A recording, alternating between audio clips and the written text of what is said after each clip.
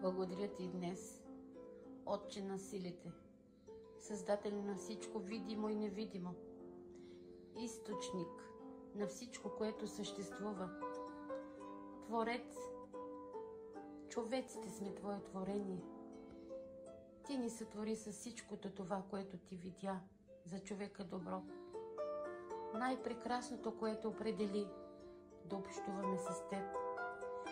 Ти си вложил духът си в нас. Колко величествен Бог си! Ти си Богът на сътворението. Още преди да се родят планините и да си дал съществуването на земята и Вселената, от века и до века, Ти си Бог. Твоята слава се изявява.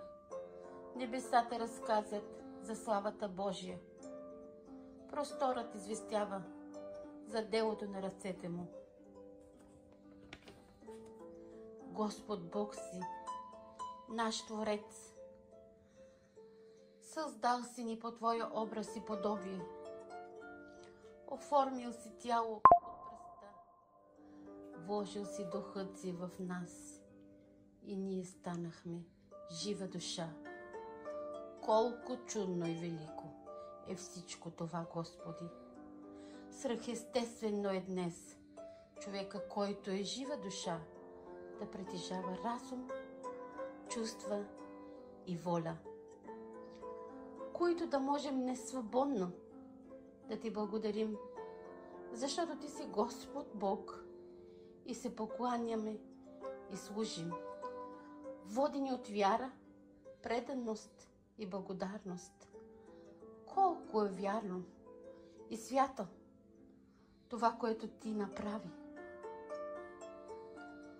Открил си и в Писанието си.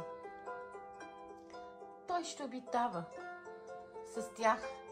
Те ще бъдат Негов народ и сам Бог ще бъде с тях и техен Бог. Благодаря Ти, Исусе.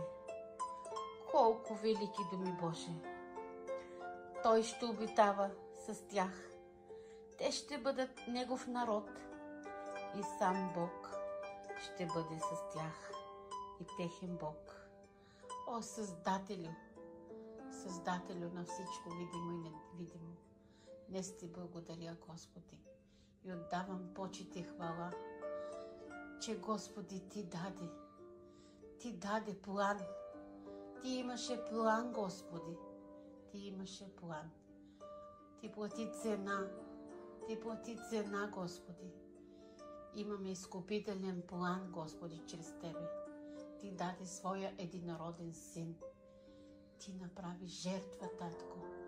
Жертва, Господи, която никоя личност на небето и на земята не го е направил. Отдавам почит и хвала, Господи, защото днес сме свободни, Господи, чрез тази жертва. Исус Христос от Назарет. Благодаря Ти, Татко. Халилуя.